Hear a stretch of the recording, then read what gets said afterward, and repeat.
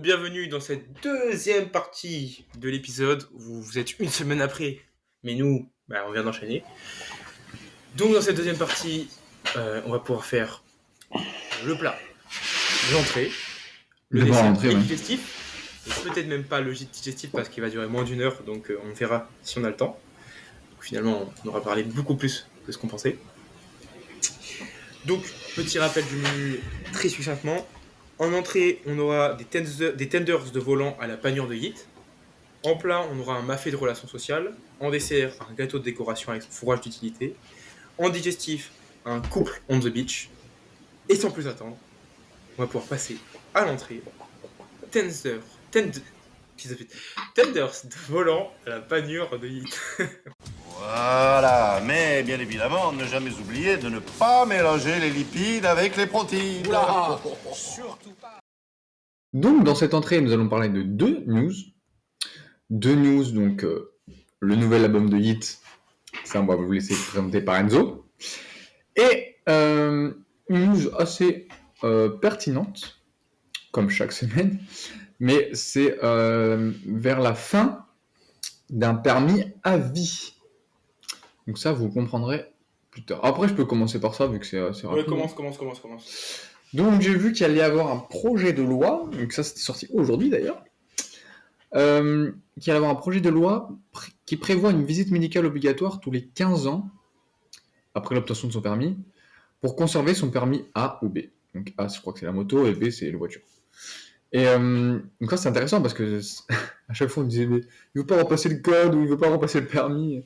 Non, parce qu'il y a certaines personnes qui c'est dangereux. Moi je sais que mon grand-père il conduit encore, mais il n'a pas forcément toutes les capacités cognitives, même visuelles pour... Vas-y, tirer une balle sur ton père, vas-y. Non, mais c'est vrai, c'est dangereux. Moi, je l'ai vu conduire, je me suis dit, putain, il faut qu'il arrête de conduire. Et donc, en fait, si on lui enlève le permis avec la visite médicale, ça, il pourra plus conduire, tu vois. Là, comme il peut conduire encore, il conduit.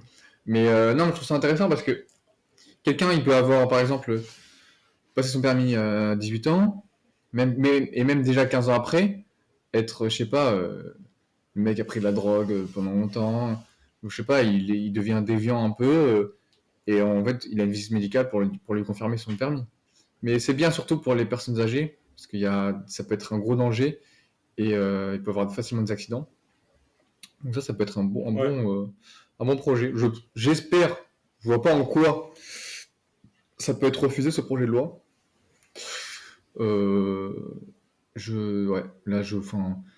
Tout le monde serait plutôt d'accord pour tous les 15 ans, peut-être refuser pour le mettre plus récurrent, peut-être tous les 10 ans, peut-être. Mais c'est une bonne chose. C'est une bonne chose pour... Surtout que ça n'aura pas que cette utilité-là. Là, le principe, ce sera pour le permis, mais le fait de faire une visite médicale obligatoire aux gens tous les 15 ans, ça permet aussi un suivi médical plus poussé. Oui, parce qu'il y a des gens qui le font pas. Et c'est pour ça qu'il y a pas mal de gens qui, comme ils ne consultent pas, ils savent pas qu'ils ont une maladie, qui après en décèdent assez jeunes. Malheureusement, c'est assez récurrent. Notamment pour quelqu'un que je connaissais. Bon, ça c'est autre chose. Mec, mais le bad. Mais non, voilà, moi je trouve ça une news assez intéressante. Voilà, je l'ai vu aujourd'hui, donc je voulais en parler. Ah si, j'avais oublié d'en parler dans l'apéritif, mais je vais le dire maintenant. Ah. Voilà, c'était un retour sur un peu l'amuse-bouche, voilà, mon projet de course. Et non, pour vous dire que dimanche... Oui, t'es allé courir ? Dimanche, je suis allé courir. Et pour mon deuxième entraînement de course, j'ai couru 1h08 et j'ai fait 12 km. Donc 12 km pour 1h08, c'est plutôt pas mal parce que le semi-marathon, c'est 21 km et la moyenne est de 2 heures. Donc pour un deuxième entraînement, c'est plutôt pas mal. Sachant que le semi-marathon que je veux faire, il est en novembre. Donc ça me laisse le temps de bien m'entraîner. Et donc je suis plutôt assez fier. Ouais, assez fier. J'étais avec un pote d'enfance on a le projet ensemble. Et donc voilà, donc 12 km pour 1 heure, plutôt content. Le mec se tape des barres à côté, c'est un délire. C'est génial. C'est génial de faire ça avec des enfants, ça me fait rire parce que ça me rappelle des bons moments. Donc, non, mais franchement, c'est cool. C'est cool. Puis ça encourage les gens parce que t'avais pas fait de sport depuis à l'ancienne. Et on voit Non, que. mais parce que je fais du basket, non, mais c'est pas du sport récurrent. Oui, mais quand t'as le mental pour, tu peux dépasser tes limites, tu vois. Et Ouais, donc c'est le fait bien. d'être avec ton pote et de vous pousser tous les deux, franchement, c'est génial. Ouais, non, Bah, comme je dis, hein, il y a un moment où lui, il m'a un peu poussé parce que j'avais du mal niveau surtout physique plutôt que mental. À- J'avais du mal à courir et j'avais du mal à reprendre mon souffle. Et après, il y a un moment où c'est moi qui l'ai poussé. Donc, en fait, Oui, c'est boostant d'être à deux parce que si t'es tout seul, quand au moment où tu n'y arrives plus, ben, t'as rien pour te motiver à continuer. Donc tu vas facilement arrêter. Alors qu'à deux, c'est facile de poursuivre et de s'encourager, même quand il y en a un qui est dans la difficulté, quoi. ouais, clairement. Donc Je voilà, suis c'était totalement juste d'accord. le petit aparté que je voulais faire. Parce que voilà, c'était comme je l'ai fait hier, avant-hier, la course. Je voulais raconter dans ce podcast. Nickel. Très heureux d'avoir écouté ça. Mais donc on va Donc pouvoir tu peux enchaîner. passer à ta news. Ouais, ma news, tout simplement, le génie a encore frappé. Yeet, qui a tout simplement sorti son nouvel album, 2093, donc 2093.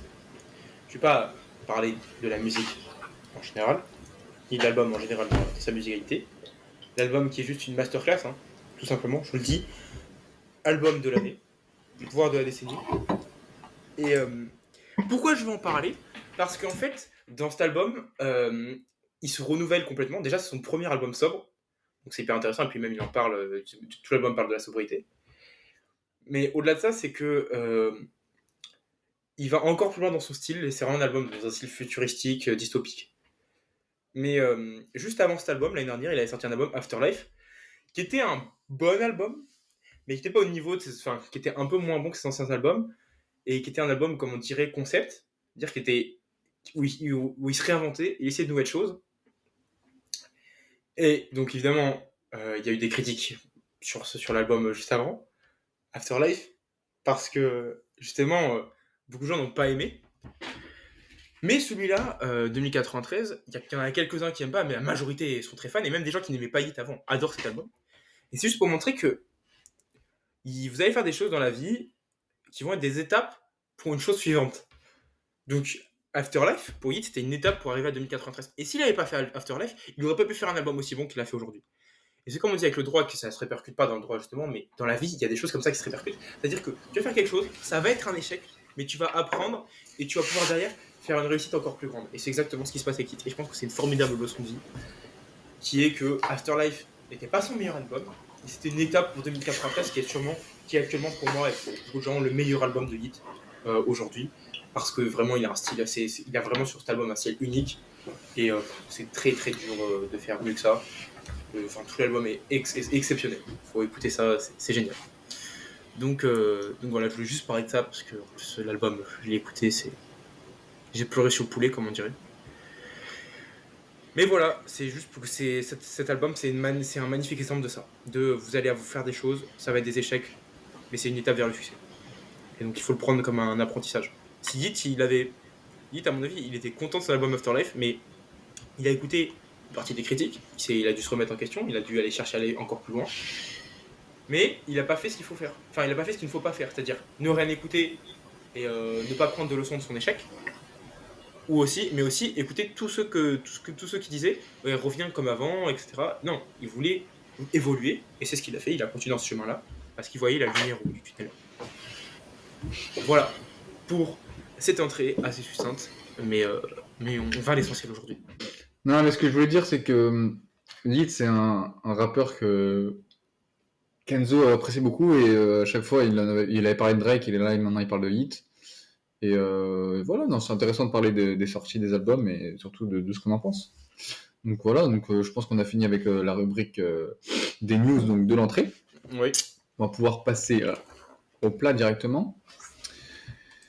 Et je sais pas si on fera le digestif, on verra si on a le temps. On verra bien.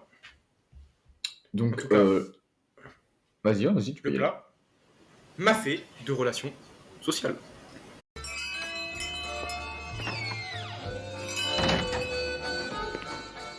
Comment est votre blanquette? La blanquette est bonne. Donc, dans ce plat, qu'est-ce qu'on va parler, Enzo?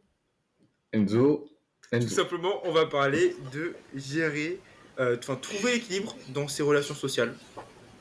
Et comment notamment les maintenir une fois qu'on a trouvé cet équilibre. Pour commencer. Non, donc ça va. Fait chier ou... Non, mais ça va en complément avec. Je sais plus si c'était Faire le le dernier. tri. C'était l'avant-dernier, je crois, bref. Le 12 ou le 13. C'était le faire le tri de ses relations sociales, un peu, de les bonnes relations, les mauvaises relations. Comment, enfin, différencier les amis des potes. Donc là, c'est vraiment. Il faut prioriser les gens qui comptent. Alors, qu'est-ce qu'une personne qui compte? C'est une personne qui, déjà, dont la relation. Dans la relation, par exemple, si vous la perdez, là, ça vous fait totalement chier. Déjà, ça vous met vraiment mal. Alors qu'il y a des gens, si vous perdez la relation, vous faites bon, bah, tant pis. Ah bon? T'oublies même que tu l'as perdu en fait. Voilà. Donc, les gens qui comptent, c'est les gens aussi qui vous apportent dans votre vie, mais qui vous apportent pas mal, parce qu'il y a des gens qui vous apportent un petit aspect, mais en fait, finalement, par rapport à tout ce qui vous apporte pas, c'est pas négligeable. Donc, Tout ce qui vous désapporte, je dirais. voilà. C'est pas français, hein, tout ce qui vous met comme effet négatif. Non, mais il faut prioriser voilà, les gens qui comptent pour vous et dégager ceux dont on s'en fout, en fait. Dégager, voilà. Et puis, en fait, c'est vite fait le tri. Est-ce que là, si demain je les parle plus, ça va vraiment me faire du mal? Enfin, vraiment me faire du mal. Est-ce que ça va vraiment me rendre triste? Eh ben, il y en a, oui. Donc voilà, ça, c'est les gens qui comptent. Et s'il y en a qui. dont vous en foutez, bah écoutez, c'est ciao, quoi, dehors. C'est dehors. Vous pouvez rester cordial avec lui, genre sans lui dire vas-y, dégage. Mais par exemple, il y a toujours les potes 8h, 18h, ça c'est toujours utile en cours pour faire un peu les bouches-trous. Mais après, Oh. non, mais si vous désapporte pas, comme m'avait dit Enzo, mais c'est pas français, si vous n'apportez pas de négatif, mais que par exemple, il vous apporte quasiment rien en positif, ça c'est des potes 8h, 18h avec qui vous passez du bon temps, mais pour autant. Oui, mais pour autant, c'est pas vraiment des amis proches, c'est ça que tu veux dire? Voilà, c'est ça que je voulais dire. Mais pour autant, c'est pas des amis proches, et donc en fait, vous aurez pas de mal à les dégager parce que ça va se faire naturellement en fait. Donc c'est ça qui voilà. Donc, je vous invite évidemment, parce que là, ce que je vais dire, ça rejoint juste après ce qu'on nous avait dit d'en faire le tri, mais je vous invite à écouter cette rubrique. Donc, une fois que vous avez fait ce tri des amis, il faut quand même maintenir un certain équilibre. C'est-à-dire, on veut voir ses amis, mais des fois, on va avoir tendance à trop les voir. Pas dans un sens où, déjà, des fois, ça peut arriver de vous voyez tout le temps quelqu'un, on peut plus voir sa gueule. Notamment, mon John, j'ai vite atteint ma jauge. Mais vraiment, quand vous voyez vraiment tout le temps un ami, évidemment, vous pouvez vite en avoir marre de sa gueule. Surtout quand vous n'avez pas de choses à faire avec lui. Je vais m'étendre sur ça plus tard. Mais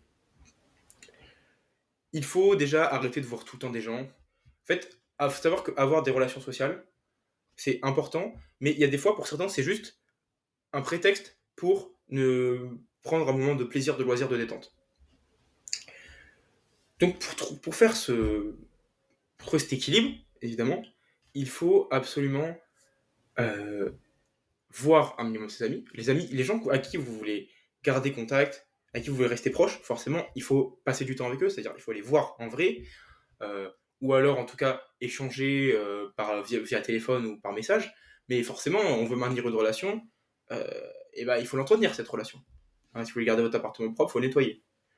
Vous pouvez le récurer très fort toutes les semaines, ou alors un peu tous les jours l'entretenir. Métaphore, vous avez capté. Mais par contre, il faut, si vous voyez tout le temps vos amis, pour avoir ce moment de plaisir, en fait, votre équilibre, il n'est pas fou. Pas seulement parce que, par rapport au fait de maintenir ses relations sociales et de trouver l'équilibre dans ça, mais par rapport à votre équilibre dans la vie en général. La vie, c'est un équilibre entre moment de travail, moment de détente, moment de sommeil, guillemets, parce que le sommeil c'est tellement énorme qu'on peut le compter. Et c'est un équilibre entre ça, entre travail, détente. Travail, détente, travail, détente. Sport, des choses pour la santé aussi, on peut le compter, mais en tout cas, c'est surtout ça. Travail, détente. Et en fait, voir tout le temps un certain ami, ou en tout cas avoir beaucoup de moments de relations sociales, et ben ça peut faire en sorte que en fait, vous êtes beaucoup dans la détente. Trop. Et donc ça peut niquer cet équilibre. Donc, Alors moi, j'ai un truc pour rebondir là-dessus. non, C'est j'ai pas que envie. il y a Je te laisse quelqu'un. finir. Vas-y, finis. Non, mais finis. Non, c'est je déconne, dans je ce- déconne, je déconne, je déconne. Vas-y. Il y a alors, je crois que je n'ai plus les 5 aspects, mais il y a quelqu'un qui disait, tu as 5 aspects de la vie. Tu as la famille, les potes, le travail, l'amour, et je sais plus ce que c'est. Bon bref, imaginons que tu en as 4. En fait, tu peux te focaliser sur 2. Sur 2, par exemple, si tu te focalises sur famille, business. Donc là, tu te focalises sur ton business, sur ton travail, mais le problème, c'est que tu vas délaisser un peu les autres. C'est-à-dire que niveau amour aux potes, tu vas le délaisser. Si tu te focalises sur amour et business, tu vas délaisser un peu ton côté famille et potes. Si tu te focalises que sur potes, famille, tu vas délaisser un peu ton côté business. Enfin bref, je vais pas faire tous les aspects, mais je veux dire, en fait, tu peux pas te focaliser sur Si. 4 points en même temps. C'est-à-dire qu'il y a forcément Oui, des moments où il y a forcément prioriser. des aspects, enfin des côtés de ta vie que tu vas délaisser. Donc c'est un peu, ça c'est par période. Il y a des périodes où quand tu vas être dans un lancement de projet, tu vas être un peu moins avec ta famille ou un peu moins avec tes potes ou avec moins avec ta Ouais. copine si tu as un amour, etc. Mais ce que je veux dire, c'est que il faut arriver à compenser ça et que les autres l'acceptent aussi. Parce que en fait, quand tu vas être moins avec tes potes, parce que quand tu as un business avec un pote, c'est quand comme nous on a un business, quand on s'appelle, c'est rarement pour entendre. Enfin, c'est vraiment surtout pour le côté business, etc. À part quand on joue à la play ou quoi. Mais je veux dire, ça c'est là dans Des ce fois, même cas-là. quand on va être tous les deux sur la play, je suis pas en train de dire jouer Non, à la je play vois pour avancer dans votre business, mais Je vois ce que tu ce que je veux dire, c'est que même quand on va être à la play, on va vanner et tout, et des fois, on va parler un peu de business aussi.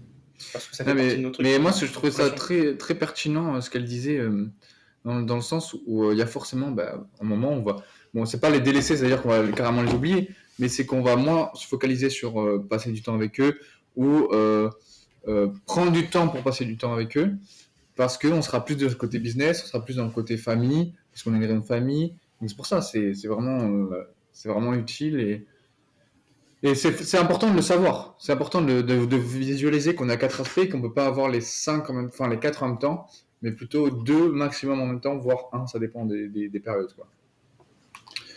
Totalement. Donc voilà, c'était comme ça que je voulais Totalement, rebondir. mais aussi, il y a donc une technique pour. On veut garder beaucoup de relations sociales avec une personne. Et c'est simple, c'est qu'est-ce que vous faites aussi pour dans cette équipe de relations sociales, qu'est-ce que vous faites avec vos amis? Eh oui, qu'est-ce que vous faites quand vous êtes ensemble? Ouais. Est-ce que juste vous éclatez la gueule à FIFA, puis Burger King, et puis NBA 2K, et après on dit ciao? Ça s'appelle de l'expérience qu'il va raconter. Et donc juste on a passé un moment avec tous amis, ce qui peut être très bien aussi, hein. Attention. Mais ça par contre, on va essayer de ne pas le répéter tous les jours, parce que sinon on fait plus rien de sa vie. Non, mais c'est clair. Mais je veux voir plus cet ami, parce qu'en fait, vos amis ils sont liés à des choses. C'est-à-dire qu'avec Antoine, quand il venait chez moi, c'était pas pour travailler les TD, Non. à une époque. C'était pour jouer à la play. Maintenant, quand elle vient chez moi, c'est pas pour jouer à la play. C'est pour avancer dans les projets. Et c'est pas pour les TD non plus. Pas pour TD non plus. Donc on est plus dans la même année. Mais en tout cas, ce que vous faites avec vos amis, vous pouvez l'orienter. Et donc, décider que vous allez garder cette relation parce que vous êtes très proche de cette personne et vous avez les mêmes valeurs avec cette personne. Et que vous voulez continuer à avoir autant cette personne, mais que ce que vous faites, c'est pas assez efficace, c'est pas productif, et donc vous voulez changer ça. On peut garder ces moments où on va s'amuser avec quand on joue encore à la play, à distance, mais Ouais. on se voit à peu près autant en tout cas qu'avant, moins dans la vraie vie, mais ce que je veux dire c'est que en appel, on est en contact à peu près autant dans la semaine, mais on fait des choses bien, enfin, c'est bien différent d'avant. Il y a aussi vos camarades de classe par exemple, enfin, vos amis avec qui vous êtes en cours, bah là, vous allez les voir parce que vous êtes productif. Et donc, c'est bien des fois aussi de sortir de ce cadre. Avec Antoine, au début, on était plutôt potes, proches, mais on se voyait qu'à la fac. Et c'est qu'à partir du moment où on s'est vu hors de la fac que ça y est, on est vraiment devenus amis, parce qu'on est sorti de ce cadre-là. Mais en tout cas, avec vos amis, que vous allez grandir plus, ils seront pas avec vous tous les jours, ce qui est normal parce que vous n'êtes pas dans des études similaires, ni dans le même travail. Il va falloir, voilà, faire ces choses de, eh bien, avancer ensemble, ou en tout cas avancer ensemble, pas sur la même chose. Moi, j'ai un autre pote qui est pas dans les mêmes études que moi et qui maintenant qui est plus dans la vie que moi, mais pour se voir, et bien simplement, on se voyait et quand on était ensemble, on travaillait chacun de notre côté sur le projet ensemble, mais pas sur les mêmes projets parce qu'on n'avait pas les mêmes projets. Et dans les petits moments de pause, bah, on pouvait parler, on pouvait s'aider sur les projets de l'autre. Et à midi, bah, on allait manger ensemble le midi. Et donc, on se voyait, on rigolait, et en même temps, bah, on avançait. Donc en fait, le fait de voir cet ami, c'était pas lié, je me disais pas, je vais pas pouvoir avancer sur mes projets. Parce que vous allez voir, quand vous allez être productif, quand vous allez vouloir avancer, il y a des moments où vous allez vous dire, ouais, j'ai envie d'avancer, vraiment, vraiment avancer. Et donc, les gens avec qui vous n'avez pas ce lien de je peux être productif avec lui, vous allez moins voir cette personne, et même si cette personne va vous proposer, une fois vous allez refuser parce que vous êtes en mode, vous allez vous dire, bah non, là ça va être un moment de loisir, j'ai pas envie de moment de loisir en ce moment, j'ai envie vraiment de travailler, d'avancer. Et Antoine, aujourd'hui, quand il m'appelle, bah, on peut très bien se dire, bah, on avance ensemble, on peut avancer. Et donc je peux voir Antoine tout en étant en mode charbon. J'ai activé la fonction charbonnage, mais je peux quand même te voir. Alors que certains, Mais des fois, je ne peux pas les voir. Il y a des fois même on s'appelle parce qu'on a besoin de poser une question. On a besoin de poser une question, on a besoin d'avancer sur, d'avoir son avis parce qu'on comme on a un business ensemble, c'est plus facile. Mais des fois on s'appelle et à la fin de l'appel, on reste en appel et à côté soit on sort des petites vannes de temps en temps, mais on bosse. Mais c'est là où on est le plus productif, je trouve. C'est quand on s'appelle et que en fait on reste comme si on était à côté quoi. On reste en appel et des fois on se dit rien, mais on avance. Et on lance des petites conneries de temps en temps. Et en fait, ça nous booste parce que l'autre il bosse, du coup, nous aussi on bosse. Et ça avance. Et puis même, on rigole en fait. Donc, parce que Bah c'est oui. parce que vous faites un projet que vous allez arrêter de rigoler avec cet ami. Parce que si c'est vraiment votre ami, vous n'avez pas besoin de faire une activité spécifique pour pouvoir vous amuser sur cette activité. Donc, même quand on bosse, là pendant le podcast, vous voyez pas ce que c'est coupé, mais on rigole. En dehors, le midi, on a mangé ensemble, on a rigolé. Donc, en fait, t'entretiens la relation et en même temps, t'avances sur tes projets. Donc, c'est tip top. Et ça permet de trouver cet équilibre et de le maintenir surtout. De le maintenir simplement en étant plus productif parce que c'est important à dire, mais notre temps est limité. Il comptait. Et ça rebondit aussi avec faire le tri. Comme je vous dis, maintenir une relation, c'est quelque chose. Donc si vous avez 10 000 amis, ça va être dur d'avoir une très bonne relation avec les 10 000 amis. Parce que pour avoir une bonne relation, il faut l'entretenir, il faut donner du temps. Donc si vous avez 20 amis et que vous vous dites je suis pas trop proche de aucun d'eux, et c'est parce que normal, vous n'avez pas le temps, vous n'avez pas assez de temps. Il faut si vous avez vraiment si vous voulez vraiment avoir des amis proches, il faut mettre du temps dans la relation, il faut mettre du temps. C'est un peu comme un couple, hein. C'est un peu comme un couple, mais un couple amical, mais il faut mettre du temps, et si vous mettez pas de temps, vous n'allez jamais être très très proche de la personne. Pour moi, l'amitié et l'amour, ça se ressemble énormément. Juste qu'il n'y a pas l'aspect sentimental comme dans l'amour, ou même le côté, c'est un peu trash, mais le côté sexuel. Mais mais non, mais c'est vrai. C'est pour moi, c'est non, mais c'est vrai ce que je dis. Non, mais c'est le même aspect, c'est-à-dire, je pense qu'on peut donner la même chose en amitié qu'en amour. Comment est votre blanquette? La blanquette est bonne. Niveau temps, niveau apport dans la relation, niveau... Enfin bref, j'ai pas envie de tout développer, mais pour moi, les relations sont très proches et c'est important de... Voilà, c'est qu'en fait, l'amitié, c'est un peu... En fait, je vais y arriver. L'amitié, c'est comme l'amour non, parce que je tourne autour du pot en réfléchissant. Ouais. Si en amour, la personne ne vous apporte pas, vous allez facilement la dégager. Parce que voilà, elle ne vous apporte plus en amour. Ouais. Voilà. Totalement. Et pourquoi il faut faire la même chose en amitié? C'est-à-dire, si la personne ne vous apporte pas, bah, pourquoi la garder? Bah, voilà. Donc, vous allez en trouver d'autres. C'est comme le proverbe qui dit qu'il ne marche jamais. Une perdue, 10 de retrouver. Voilà. Ça marche jamais. Mais Non, mais c'est un peu dans le sens où si vous perdez un ami, vous allez le retrouver, quoi. C'est comme moi, la Renzo est en train de me casser les couilles, dans pas trop longtemps, le temps qu'on monte un business et que je l'entube, je reste avec lui, mais après... C'est. Bref, voilà donc pour cette rubrique. Mais évidemment, cette rubrique, il faut avant, au préalable, avoir écouté et fait ce qu'on vous a dit dans Faire le tri de ses amis, c'est-à-dire que les relations ne vous apportent pas, c'est ciao. Et vous pouvez le faire de la manière douce, c'est-à-dire juste zapper un peu la personne, pas répondre aux messages, bref. De manière forte et dire c'est ciao. C'est ciao. Tu t'en vas. Je te quitte. Vous dites je te quitte et voilà. C'est pareil, ouais. Bref, on va pouvoir passer sûrement, malheureusement pour vous, mais sûrement pour nous, à la dernière rubrique de ce podcast, car on n'aura pas le temps de faire le digestif. Mais on fera sur le prochain. Et oui, le dessert, gâteau de décoration, avec son fourrage d'utilité. Et voilà les douceurs. Oh, Bernard. qu'il est beau. Voilà. Et oui, qu'il est beau, parce qu'on va parler de la déco de sa chambre. La déco, c'est améliorer son environnement dans sa chambre. La déco, c'est quelque chose d'assez important, qu'il faut pas négliger, parce que, surtout quand on entreprend des choses, mais également quand on est en études, etc., on passe le plus de temps dans sa chambre, donc sur son bureau, parce que souvent le bureau est dans sa chambre. Et c'est important de bien améliorer son environnement et d'être à l'aise dans sa chambre et d'avoir des bonnes idées déco. Donc la déco, ça peut passer par des petits cadres jolis, voilà, des affiches qu'on aime bien, des cadres photos avec sa famille. Enfin, je sais pas vous dire quoi mettre dans les cadres, mais ça peut être sympa. Après, il y a l'aspect verdure aussi. On peut mettre des fausses plantes, des vraies plantes, c'est encore mieux, il y a l'odeur, mais bon, ça fane.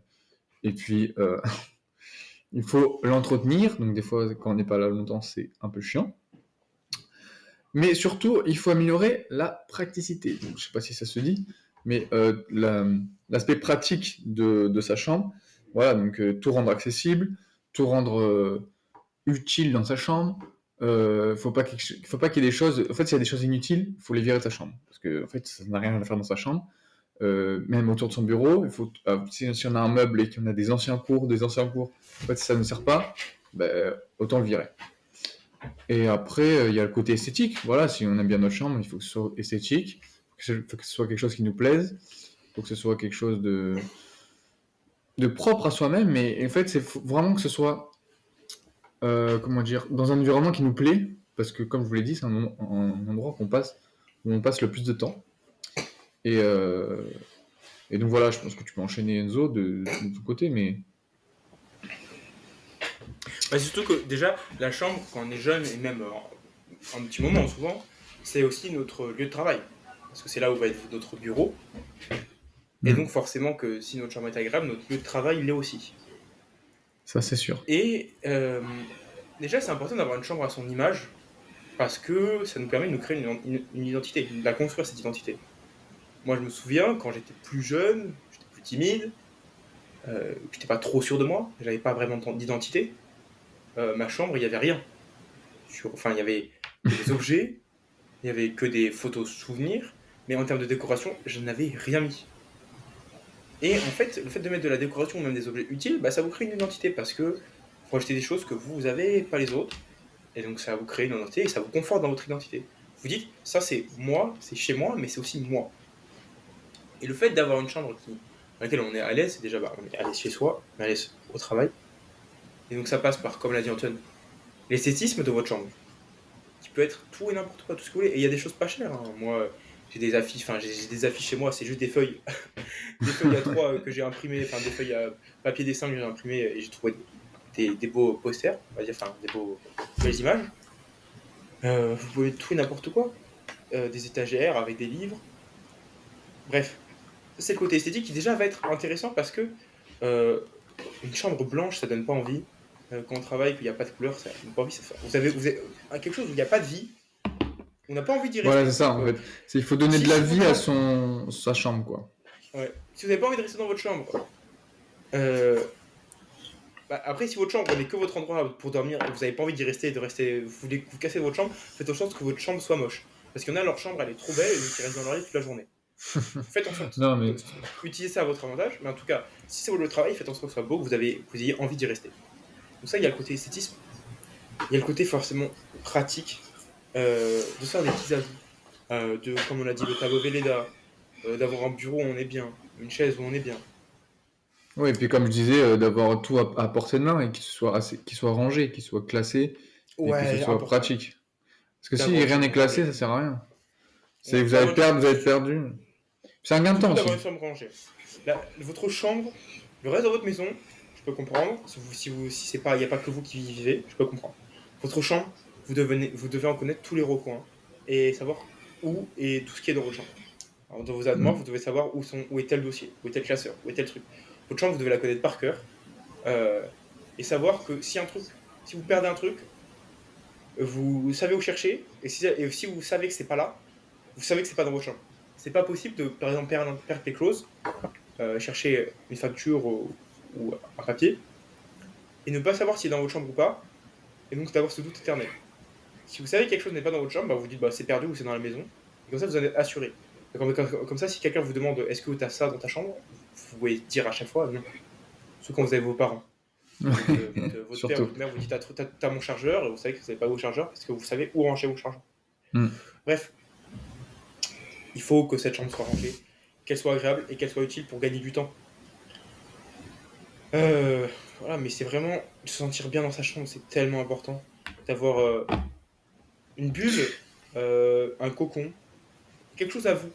Quelque chose à vous parce que jeune et pendant un moment, rien ne vous appartient. Rien n'est à vous. La seule chose qui peut vous être personnelle, c'est votre chambre. Et encore, il y en a qui sont 2 par chambre, 3 ou 4 par chambre.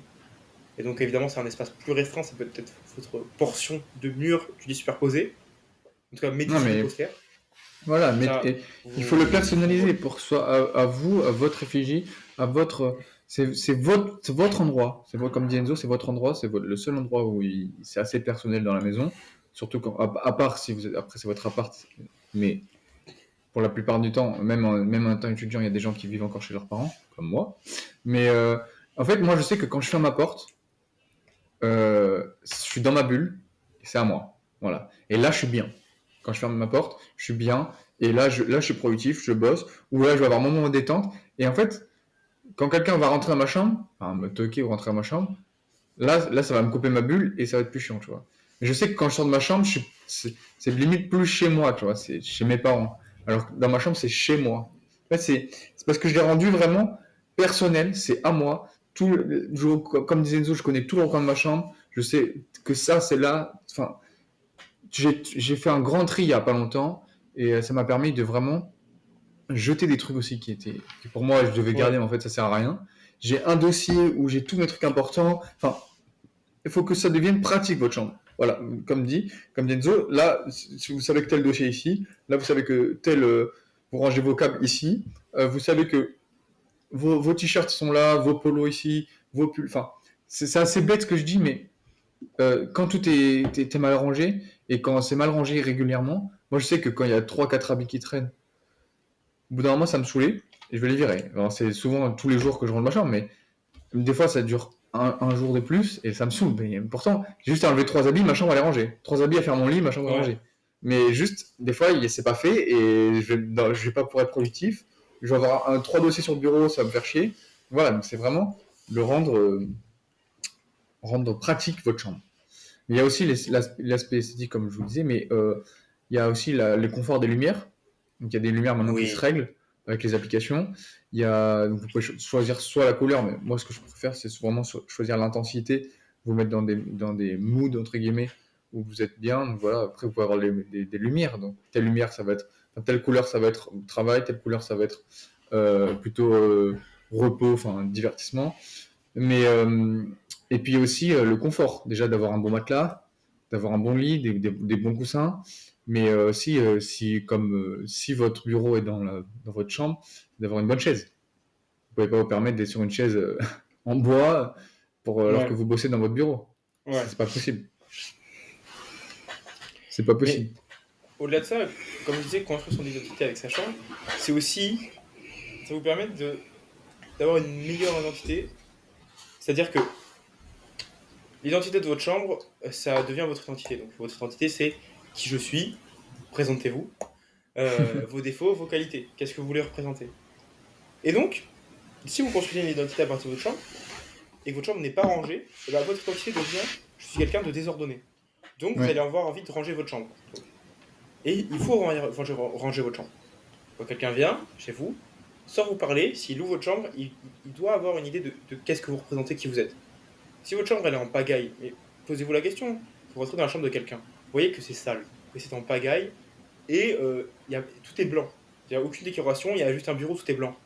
Vous allez faire, oula, qui est cette personne, vous ne savez pas. Elle vous renvoie que des feedbacks négatifs, et donc ça renvoie ces informations-là. Et cette personne, le matin, en fait, chez elle, elle reçoit ses propres feedbacks négatifs. Alors que quand votre chambre, elle est rangée, elle est propre, il y a des choses esthétiques, vous sortez de chez vous, vous êtes en confiance. Vous savez que vous renvoyez cette image, et vous renvoyez cette image à vous-même. Vous renvoyez cette image que je suis quelqu'un qui a une chambre propre, qui a une chambre rangée. Quand on a une chambre en bordel, on sait, et on le voit. Et intérieurement, inconsciemment, on se dit, putain, mais je suis quelqu'un qui, en fait, qui vit dans le bordel. Et je ne veux pas être cette personne. Donc, il faut changer ça. Il faut que quand quelqu'un rentre dans votre chambre, il se dise, waouh. Ah, waouh, mais ok, cette personne est intéressante. Sa chambre, elle est rangée, c'est propre. Et, ah, ok, c'est ça sa déco. Ah, purée, gars, c'est ta fiche de tel film. Ah, bah, je l'ai vu aussi, donc on pourra peut-être en parler. Ah, il a ça comme truc pour travailler. Est-ce que c'est bien? Est-ce que. Oh, il a un tableau LED, j'ai pas ça. Est-ce que c'est vraiment bien pour travailler? Bah, je pourrais lui demander. Hmm. Tout ça. Oui, il faut s'inspirer aussi des potes chez qui vous allez. Pourquoi il a ça et est-ce que ça serait pas bien aussi de l'avoir chez vous? Après, il y a des trucs propres à chacun, mais c'est bien Ouais. aussi de s'inspirer un peu. Totalement. Bref. Ouais, bref, comme tu dis, je pense qu'on en a fini avec ce dessert, Et Mais- même avec ce. mais même avec ce podcast. Donc, on parlera du Le digestif. plus court de l'histoire de viande maturée. C'est maintenant. C'est ici. C'est parce qu'il est dit. Il est divisé en deux. Donc voilà, la première partie, c'était la semaine dernière pour ceux qui l'ont pas écouté. Je vous renvoie à la première partie qui était assez mouvementée. mais voilà, j'espère que ça vous a plu cet épisode, enfin ce épisode 14 en deux parties. On se revoit la semaine prochaine pour l'épisode 15, le fameux épisode 15. Et en tout cas, j'espère que vous passez de bonnes vacances, si vous êtes en vacances, sinon une bonne semaine. Et on vous dit à la semaine prochaine pour un 15e épisode. Oui, totalement. Et bien à la semaine prochaine. Bonne soirée à tous, bonne journée à tous. Ciao. Ciao.